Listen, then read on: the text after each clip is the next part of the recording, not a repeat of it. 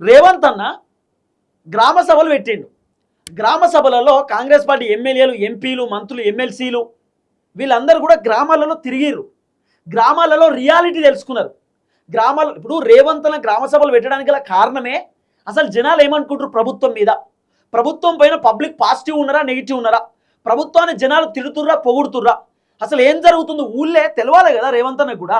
ఇప్పుడు కాంగ్రెస్ అధికారంలోకి రావడానికి కారణం ఏంది? ఊర్లో ఉన్నటువంటి జనాలే కాంగ్రెస్ కోట్లేసి గెలిపించారు. ఇప్పుడు సిటీ మొత్తం కూడా బీఆర్ఎస్ వైపే ఉన్నది.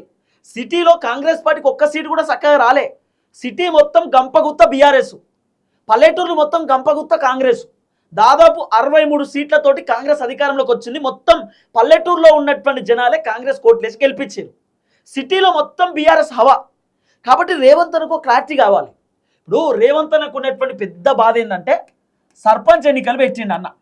సర్పంచ్ ఎన్నికలు పెడితే సుమారు 6000 పైచిలుకు సీట్లు బీఆర్ఎస్ పార్టీ గెలిచింది.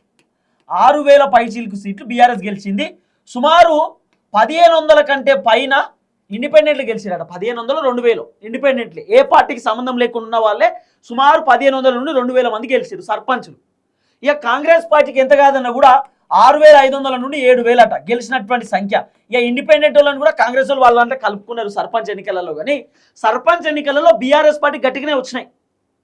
బీఆర్ఎస్ పార్టీకి సర్పంచ్ ఎన్నికలలో వాస్తవానికి పల్లెటూరులో ఉన్నటువంటి జనాలే బీఆర్ఎస్ కోట్ వేయలే.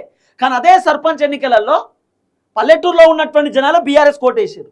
అక్కడ రేవంత్ అన్నకు తేడా కొట్టింది. అరే గిన్ని సీట్లు వచ్చినాయి ఏంది, 1000-1200 కంటే ఎక్కువ రావనుకున్నాం బీఆర్ఎస్కి. బీఆర్ఎస్ సపోర్ట్ చేస్తున్నటువంటి అభ్యర్థులు ఎక్కువ గెలవరు అనుకున్నాం. అసలు ఏంది ఇట్లా జరిగిందని చెప్పి రేవంత్ అన్నకు అర్థం కాలే. రేవంత్ అన్న ఎక్స్పెక్టేషన్ బాగానే పెట్టుకున్నాడు. సుమారు 12000 గ్రామ పంచాయతీలు ఉంటే రేవంత్ అన్న దగ్గర 8000 నుండి 8500 గ్రామ పంచాయతీలు మేమే గెలుస్తామని చెప్పి ఎక్స్పెక్ట్ పెట్టిండు అన్న. కానీ అంత గెలవలే, అంత రాలే. నాకు తెలిసి 6000 పైచీలకి ఏదో గెలిచినట్టు సుమారు 7000 దాకా గెలిచినట్టున్నారు సర్పంచ్లకు సంబంధించిన వ్యవహారంలో. కాబట్టి రేవంత్ అన్న సర్పంచ్ ఎన్నికలలోనే కొద్దిగా బోల్తా కొట్టింది కాంగ్రెస్.